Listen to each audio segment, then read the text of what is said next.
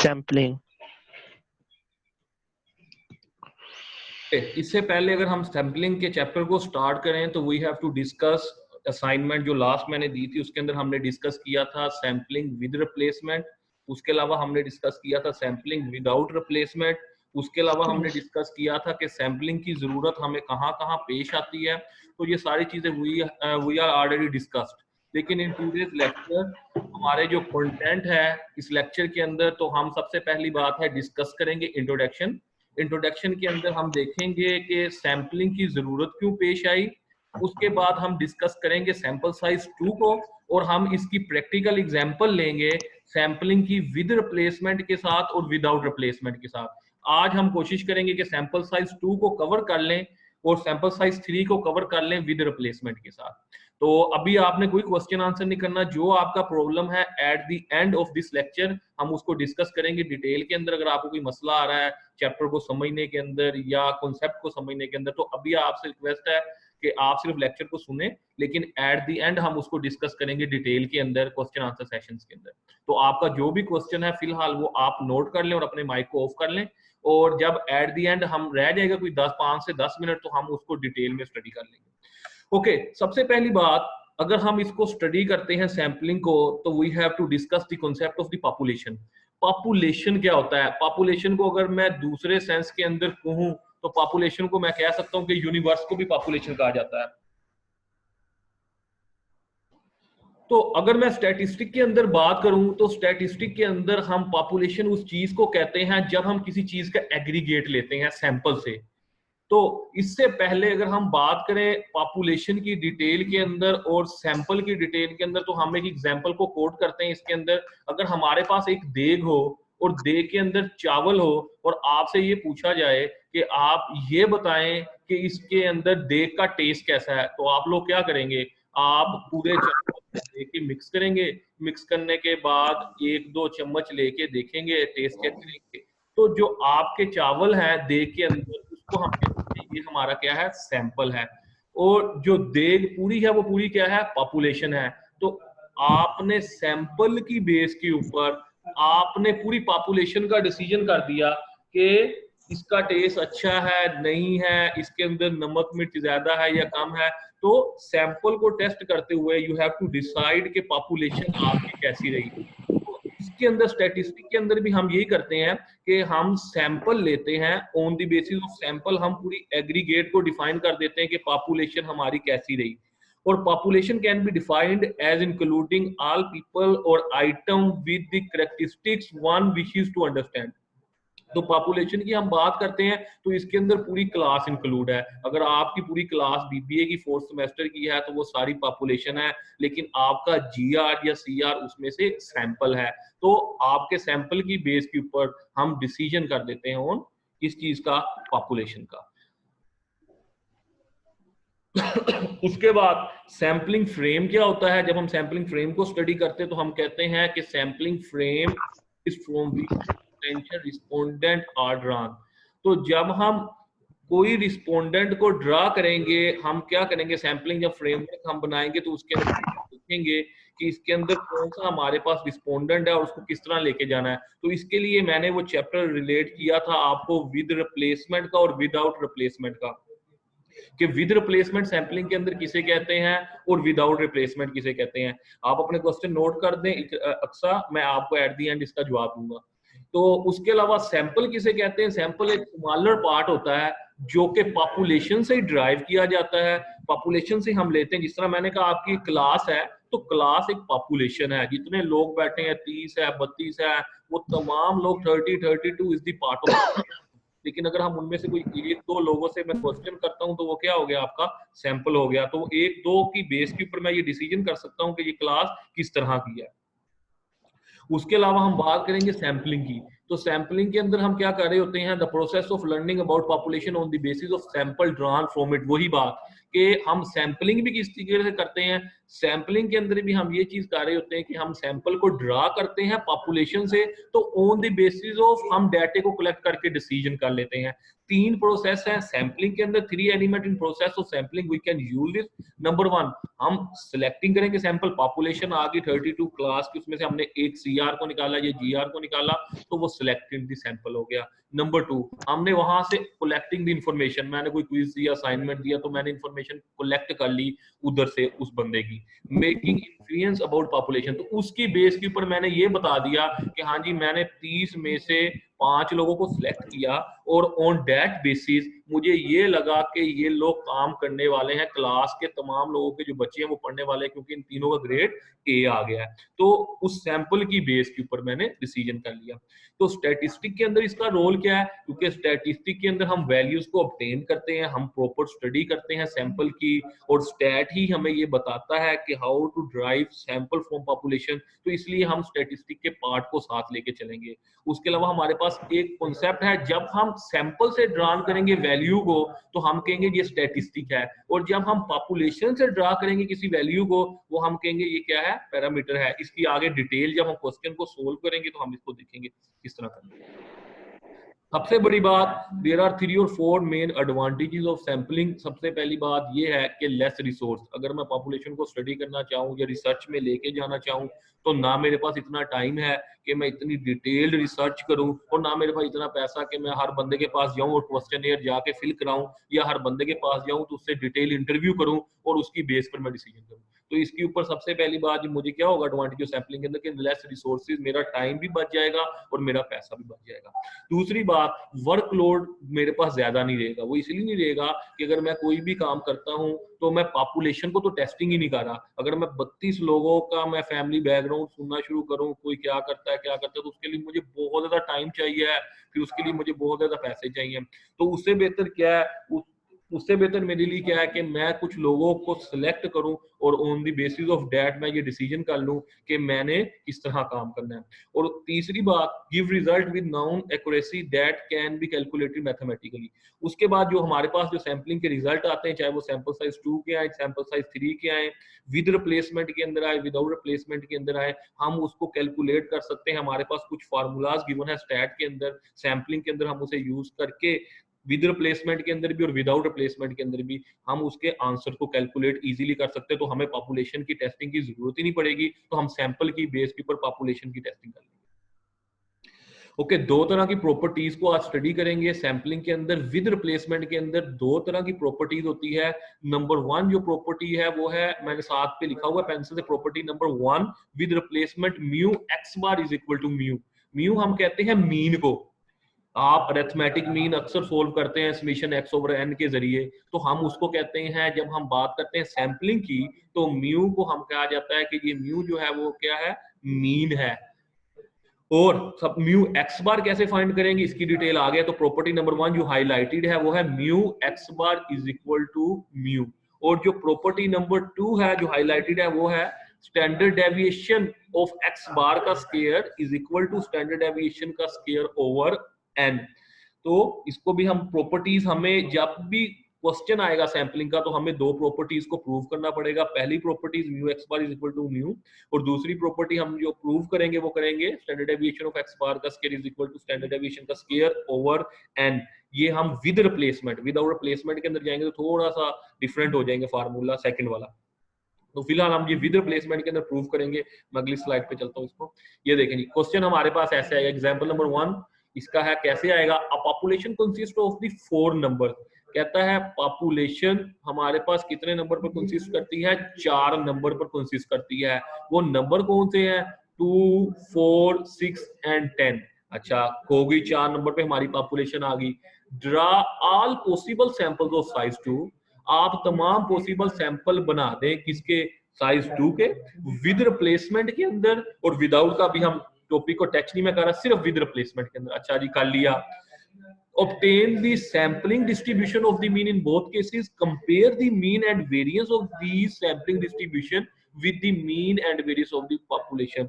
इस स्टेटमेंट को समझने के लिए ये वही स्टेटमेंट है जिसके अंदर we have to prove both properties. उसने उसको थोड़ा सा डिटेल में लफ्जों में लिख दिया, लेकिन जब भी सैंपलिंग का क्वेश्चन आएगा तो दो प्रॉपर्टीज है जिसको आपको साबित करना पड़ेगा, left hand side is equal to right hand side. पहली प्रॉपर्टी क्या है, mu x bar is equal to mu, और सेकंड प्रॉपर्टी हमारी पास क्या है, standard deviation of X bar का square is equal to standard deviation का स्क्वायर ओवर एन, दोनों हाईलाइटेड है। तो अब मैं इस क्वेश्चन को अब मैं सोल्व करता हूं। तो हमारे पास एक टेबल बना हुआ है जिसके अंदर आपको पता है x और x के स्क्वायर की वैल्यू गिवन है।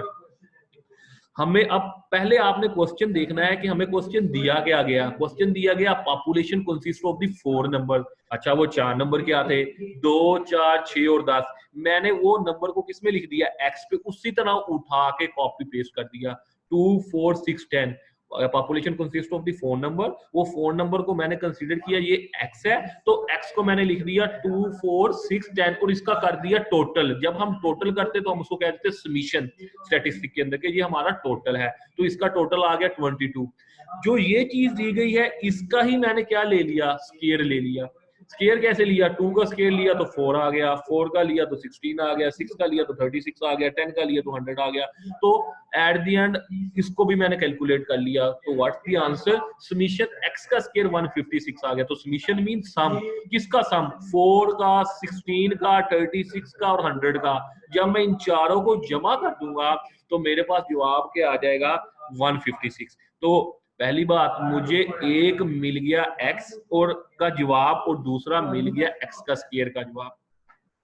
तो मुझे पहले क्या निकालना है, मुझे पहले निकालना है पॉपुलेशन मीन। तो अगर मैं पॉपुलेशन मीन का फार्मूले को स्टडी करूं तो पॉपुलेशन मीन मैंने आपको कहा था जब हम म्यू निकालते हैं, जो 5.5 आंसर आया, तो म्यू जब हम निकालते हैं तो उसका वही फार्मूला है जो आपने पहले अरिथमेटिक मीन का लिया। फर्क क्या है, अरिथमेटिक मीन का फार्मूला क्या होता है, समीशन x ओवर n।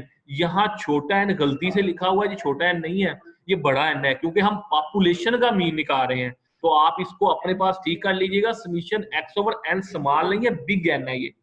तो जब हम पॉपुलेशन का मीन निकालते हैं तो n है नंबर ऑफ ऑब्जर्वेशन ही, चाहे वो स्मॉल एन है चाहे वो बिग एन है, लेकिन बिग एन का मतलब ये है कि ये पॉपुलेशन से लिया गया है और स्मॉल एन का मतलब ये है ये सैंपल से लिया गया है। तो जो आपने पिछली क्लास पहली जो स्टैटिस्टिक बेसिक पढ़ी उसके अंदर आपने मैट्रिक के अंदर भी पढ़ा arithmetic mean summation x over N, तो वो स्मॉल एन था। तो अब ये स्मॉल एन इसने गलती से लिख दिया, ये बिग एन है, समीशन एक्स ओवर, इसको काट के आपने बड़ा एन लिखना है। तो आपने समीशन एक्स का तो टोटल पहले लिया हुआ है कि 22 आ गया, और नंबर ऑफ ऑब्जर्वेशन कितनी है, 4। लाजिम बात है पॉपुलेशन का साइज आपके पास या नंबर ऑफ ऑब्जर्वेशन कितनी है, 4 है। तो अगर मैं इसको सोल्व करूंगा 22 को डिवाइडेड बाय 4 करूंगा तो मेरे पास आंसर क्या आ जाएगा, 5.5। तो मेरे पास जो आंसर आया वो किस चीज का आया, म्यू का। म्यू मींस जो मीन है। अगर मैं सैंपल की बात करूं तो अरिथमेटिक मीन, जब मैं सैंपलिंग की बात करूंगा तो वो पॉपुलेशन के मीन को मैं म्यू कहता हूं। अब पहली प्रॉपर्टी का एक पार्ट आपने प्रूव कर लिया, mu x bar is equal to mu. तो म्यू आपने यहां से प्रॉपर्टी नंबर 1 विद रिप्लेसमेंट का म्यू आपने फाइंड कर लिया कि हमारे पास जवाब आ गया 5.5। आगे चलते हैं, मीन के बाद हमने दूसरा निकालना है स्टैंडर्ड डेविएशन का स्क्वायर। ये कहां कैसे पता लगेगा आपको जी, आप जरा प्रॉपर्टीज देखें तो हमारी दूसरी प्रॉपर्टीज थी स्टैंडर्ड डेविएशन का स्क्वायर, ये mu x bar is equal to mu standard deviation of X bar का square is equal to standard deviation का स्क्वायर ओवर एन। तो ये ऊपर वाला हिस्सा जो है सेकंड प्रॉपर्टी का स्टैंडर्ड डेविएशन का स्क्वायर, अब मैं इसको फाइंड करने लगा हूं। अब इसका फार्मूला क्या होता है, ये आप पहले पढ़ चुके हैं, स्टैंडर्ड डेविएशन का स्क्वायर भी समीशन एक्स का square over n minus summation x over n का होल स्क्वायर। आप देखें इधर इसने जो एन लिखा है वो ऑटोमेटिक बिग लिखा है, मैंने आपको पहले बताया था ये पॉपुलेशन का वेरिएंस है, वो पॉपुलेशन का मीन है, तो गलती से स्मॉल एन नहीं लिखना आपने, इसमें एन जो है वो बड़ा लिखा जाएगा। तो समीशन एक्स का स्क्वायर आप फाइंड कर चुके हैं, क्या आया 156 divided by number of observation क्या आया 4, और minus summation x over N तो आप पहले फाइंड कर चुके हो म्यू, तो वो 5.5 का अगर हम होल स्क्वायर लेंगे म्यू का तो हमारे पास आ जाएगा 39 माइनस 30.25, तो मेरे पास जवाब आएगा 8.75। तो मेरे पास जवाब क्या आ जाएगा पॉपुलेशन वेरिएंस का, ये तो 8.75। तो हमने गिवन डाटे से जब भी ये क्वेश्चन आएगा तो पहले हमने x लेना है, x का स्क्वायर लेना है, समीशन x ओवर n लेंगे तो म्यू निकल आएगा, समीशन x को x का स्क्वायर ओवर n और minus summation x over n का होल स्क्वायर लेंगे तो हमारे पास वेरिएंस निकल आएगा, या जिसे हम स्टैंडर्ड डेविएशन का स्क्वायर भी वेरिएंस के बराबर होता है, जो आप पहले निकाल चुके हैं अपने जो है सेंट्रल टेंडेंसी के, जो आपका अगला चैप्टर था जिसके अंदर आपने स्क्यूनेस वगैरह फाइंड किया है पहले बुक में स्टैटिस्टिक की। तो ये वही चीज है, सिर्फ फर्क n का है, वहां स्मॉल n है, यहाँ पॉपुलेशन का n है, इसलिए ये बड़ा n हो गया। तो अगर हम इसको सोल्व करें तो हमारे पास जवाब आ गया 8.75। तो अभी तक हमने क्या क्या फाइंड कर लिया, दो चीजें। पहली हमने चीज फाइंड की, क्या प्रॉपर्टी नंबर 1 का म्यू, म्यू का जवाब 5.5, नंबर 2 स्टैंडर्ड डेविएशन का स्केल जिसे आप वेरिएंस कहते हैं, तो वेरिएंस, ये दो चीजें अभी तक हमने इस डाटे से स्टार्ट में फाइंड कर। आगे चलते हैं। अच्छा, अगला क्वेश्चन ये आता है कि आपको ये कैसे पता लगेगा इस पॉपुलेशन से मैंने कितने सैंपल बनाने हैं। तो बेटा उसका तरीका मैंने ये साइड पे पेंसिल से लिखा है, n की पावर n, इधर भी लिखा हुआ है m is equal to n की पावर बड़ा n की पावर n। अब मेरे पास बड़ा n क्या है, पॉपुलेशन का साइज, तो कितना दिया है 2, 4, 6 और 10, तो 4 हो गया। सैंपल साइज दूसरा स्मॉल n से क्या मुराद है, नंबर ऑफ ऑब्जर्वेशन नहीं है, ये छोटा n सैंपलिंग में कहते हैं सैंपल साइज को। तो सैंपल साइज कौन सा है, तो क्वेश्चन में लिखा है draw all possible samples of size 2, तो 4 की पावर 2, तो क्या हो गया 16 मेरे पास सैंपल बनने चाहिए, किसके, विद रिप्लेसमेंट के। अब वो सैंपल कैसे बनेंगे हम आगे चलते हैं।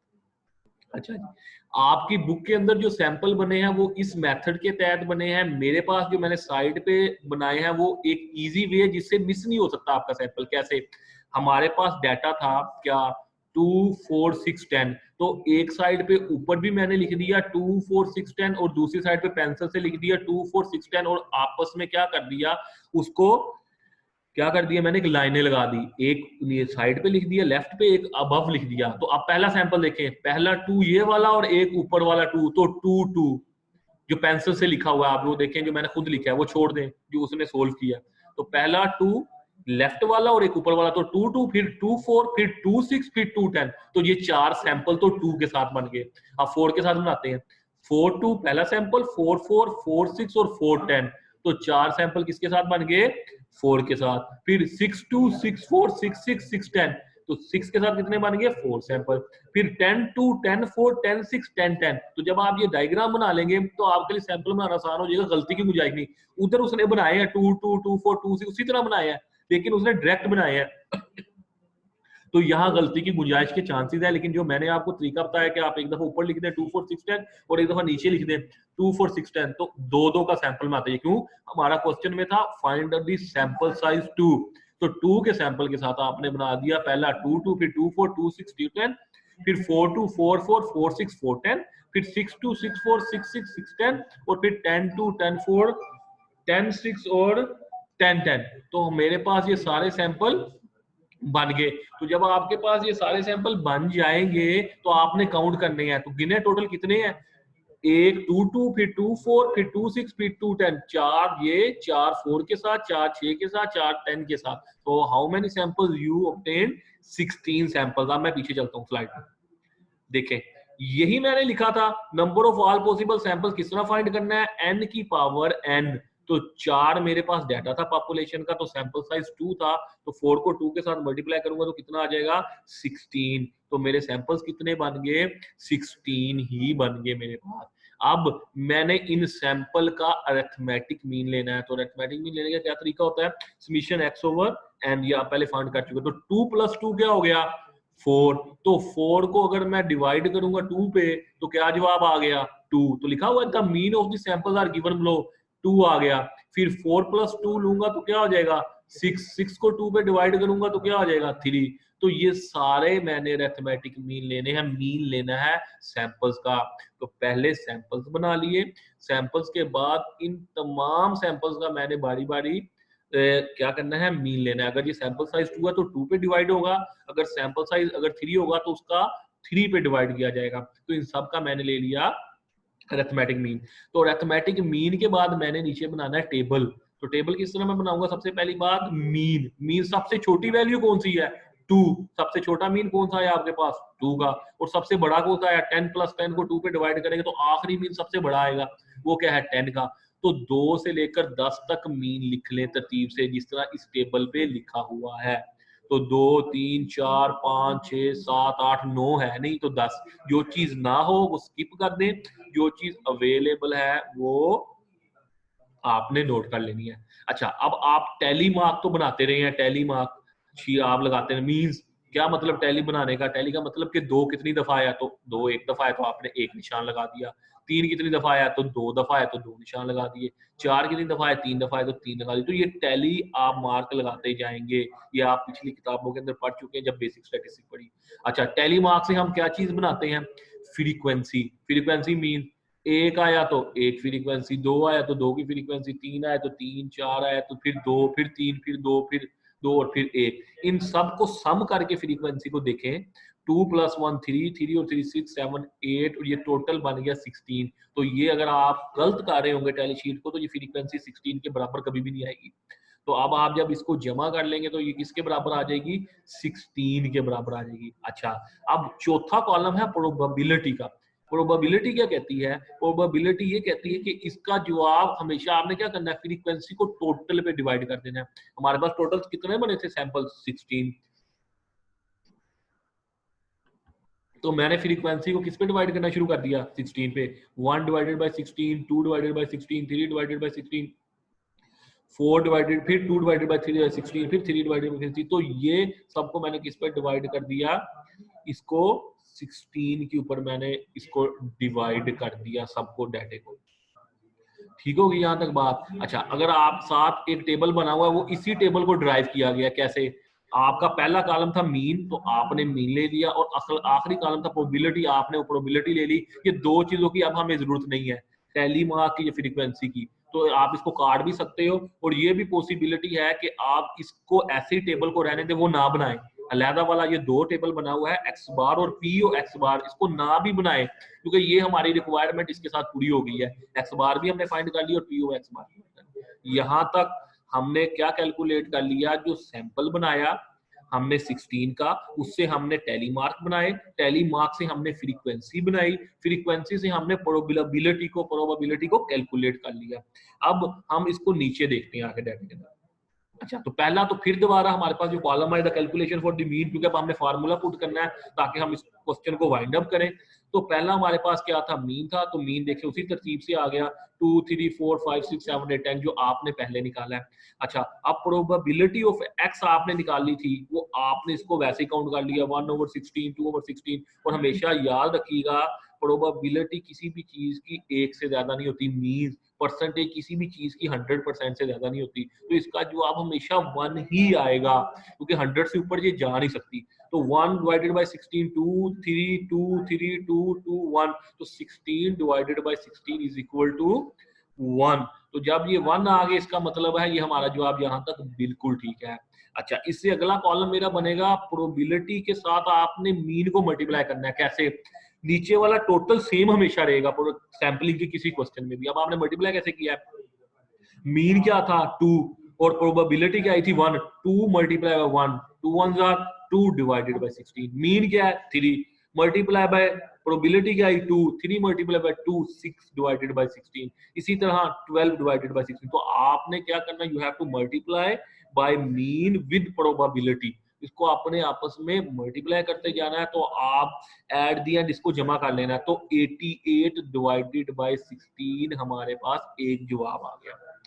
आगे चलते हैं, लास्ट कॉलम बनेगा हमारे पास पी एक्स बार का square, probability of X bar का स्केयर। अब ये कैसे निकलेगी, ये निकलेगी जब हम क्या करेंगे, जो पी एक्स बार हमने बनाया 2, इसका स्केयर लेके मल्टीप्लाई बाय करेंगे प्रोबेबिलिटी के साथ।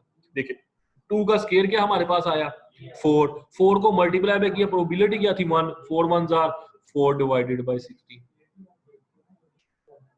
ठीक हो गया। तो जब हम इसका लेंगे, इसका स्केल लेके, या आप इसको डायरेक्ट ऐसे कर लें, जो आपका मीन है आप इसको स्केल के चक्कर में ना पड़े। पहला आपका क्या आया था एक्स बार अरिथमेटिक मीन जो आपने निकाला 2 3 4 5 6 इसको डायरेक्ट मल्टीप्लाई कर दें पी एक्स बार के साथ, तो ऑटोमेटिक एक्स बार के साथ जरब खा के क्या हो जाएगा, स्केयर बन जाएगा इसका। तो आप देखें 2 को अगर मल्टीप्लाई करूंगा 2 के साथ तो क्या आ गया 4, 4 डिवाइडेड बाय 16। अच्छा 3 एक्स बार है, मल्टीप्लाई करूंगा पी एक्स बार के साथ 6 के साथ, तो 6 3 आर 18, 18 डिवाइडेड बाय 16। फिर 4 को मल्टीप्लाई करूंगा 12 के साथ, एक्स बार को मल्टीप्लाई करूंगा पी एक्स बार के साथ, तो ऑटोमेटिक स्केयर भी हो गया, प्रोबेबिलिटी भी आ गई। तो बेटा ये कॉलम ऐसे बन जाएगा और टोटल हो जाएगा 554 डिवाइडेड बाय 16। अब ये चीजें हमने फाइंड आउट कर ली। अब मैं दोबारा वापस जाता हूं, क्या चीज हमने पहले फाइंड की थी, प्रॉपर्टीज म्यू हमने फाइंड कर लिया था। म्यू एक्स बार का फार्मूला क्या होता है फाइंड करने का, समीशन ऑफ पी एक्स बार, जो 88 डिवाइडेड बाय 16 आया। तो जब 88 को 16 पे डिवाइड करेगा तो इसका जवाब भी क्या आ जाएगा 5.5। तो म्यू का जवाब भी समीशन एक्स ऑफ एन के साथ क्या था 5.5। अब आगे चलता हूं, ये देखें mu x bar is equal to 11/2 5.5। अच्छा दूसरा मैंने पीछे स्लाइड में फाइंड किया था पी एक्स बार का स्केयर। अच्छा और मेरा फार्मूला था स्टैंडर्ड डेविएशन या वेरिएंस ऑफ एक्स बार, तो इसका फार्मूला होता है ये वाला, क्या ये जो मैंने फाइंड किया पी एक्स बार का स्केयर, ये देखिए समीशन पी एक्स बार का square minus summation P X bar का होल स्क्वायर, ये वही बात है जो आपने वहां से म्यू निकाला था, समीशन एक्स का square over n minus summation x over n का होल स्क्वायर, ये सेम वही फार्मूला है। तो ये हम फाइंड कर चुके हैं। ये देखें पहला हमारे पास आ गया पी एक्स बार का स्क्वायर 554 डिवाइडेड बाय 16, तो देखें 554 डिवाइडेड बाय 16 माइनस 5.5 का जो हमने ये जवाब म्यू एक्स बार का निकाला इसका होल स्क्वायर ले लेंगे, तो 34.635 को जब हम माइनस करेंगे 30.25 के साथ तो हमारे पास जवाब आ जाएगा 4.375। दोबारा इसको रिपीट कर रहा हूँ, क्या कंफ्यूजन आ रही है आप इसमें, दोबारा देखें। मैंने कहा था इससे पहले हमने जब स्टार्ट किया तो स्टार्ट में हमने एक मालूम किया समीशन एक्स ओवर बड़ा एन के साथ, म्यू मालूम किया, फिर वेरिएंस का कैसे मालूम किया समीशन एक्स का square over n minus summation x over n का होल स्क्वायर। तो सेम यही केस देखें, पहले मैंने मालूम किया क्या म्यू एक्स बार, किस तरह मालूम किया P X bar, probability of X bar, तो 88 डिवाइडेड बाय 16 आया तो इसका जवाब आ गया 5.5। और जब मैंने मालूम करना था क्या चीज standard deviation of X bar का स्क्वायर या वेरिएंस का एक्स बार का, तो मैंने किया प्रोबेबिलिटी एक्स बार का square minus mu x bar का स्क्वायर, जिसे इसने लिखा है क्या समीशन पी एक्स बार का स्क्वायर। तो मैंने इसको क्या कर लिया, इसको मैंने फाइंड आउट कर लिया। तो जब मैंने फाइंड आउट किया तो मेरे पास जवाब क्या आ गया 4.375। अब मैं इसको आगे लिखता हूँ, आगे देता हूँ। देखें पहला मेरे पास प्रॉपर्टी थी mu x bar is equal to mu, तो proved mu x bar is equal to mu 5.5 is equal to 5.5। दूसरी मेरा जवाब आया था standard deviation of X bar का स्क्वायर, वो क्या आया था मेरे पास जवाब, वो आया था 4.375। तो मैं उसके अलावा standard deviation of X bar का square is equal to standard deviation का square over N, standard deviation का स्क्वायर आपने कहां फाइंड किया है, यहाँ पे एट द एंड पे। ये देखें स्टैंडर्ड डेविएशन का स्केल आपने फाइंड किया था 8.75 आया था, तो 8.75 को आपने डिवाइड एन किसे करना है सैंपल साइज पे, तो सैंपल साइज क्या है 2, तो जब 2 पे डिवाइड करेंगे तो इसका जवाब भी आ जाएगा 4.375। तो बोथ प्रॉपर्टीज क्या होगी आपकी, दोनों प्रॉपर्टीज क्या होगी, ये प्रूव्ड होगी कि left hand side is equal to right hand side. एक मिनट के लिए सिर्फ आगे, क्योंकि मैंने आपकी आगे असाइनमेंट के अंदर सैंपल साइज 3 का सवाल दिया है, तो सैंपल साइज 3 में फर्क क्या है, सैंपल साइज 3 में फर्क ये है सिर्फ सैंपल्स का फर्क है। ये सैंपल मैंने आपको बना के दिए हैं, पहले सैंपल साइज 2 की तरह आपने सैंपल बनाने हैं जो मैंने अभी बताया, पहले 3 3 3 6 3 9 6 3 6 6 6 9 9 3 9 6 9, फिर इसका 3 3 का सैंपल बनाना है, 3 3 3 3 3 6 3 3 9 3 के साथ सारे बना लेने हैं, फिर 6 के साथ सारे बना लेने और 9 के साथ, टोटल ये आपके 27 सैंपल बनेंगे। मींस जो आपके 9 सैंपल है वो 3 के साथ बनेंगे, क्योंकि 3 पहले 3 3 के साथ जाएगा, फिर 6 3 के साथ 6 6 6 9 के साथ, फिर 9 3 के साथ, इसी तरह फिर 6 के साथ आपके क्या बनेंगे 8 बनेंगे, तकरीबन कितने सैंपल 9, और इसी तरह 9 के साथ बाकी क्वेश्चन सेम है, सिर्फ ये सैंपल्स आने थे वो मैंने आपको समझा दी कि सैंपल साइज 3 को कैसे सोल्व करना है। अब आपको अगर कोई कंफ्यूजन है तो प्लीज मुझे बताते जाएं कि आपको ये चीज के अंदर जो है वो कोई समझने के अंदर कंफ्यूजन आई है या कोई मसला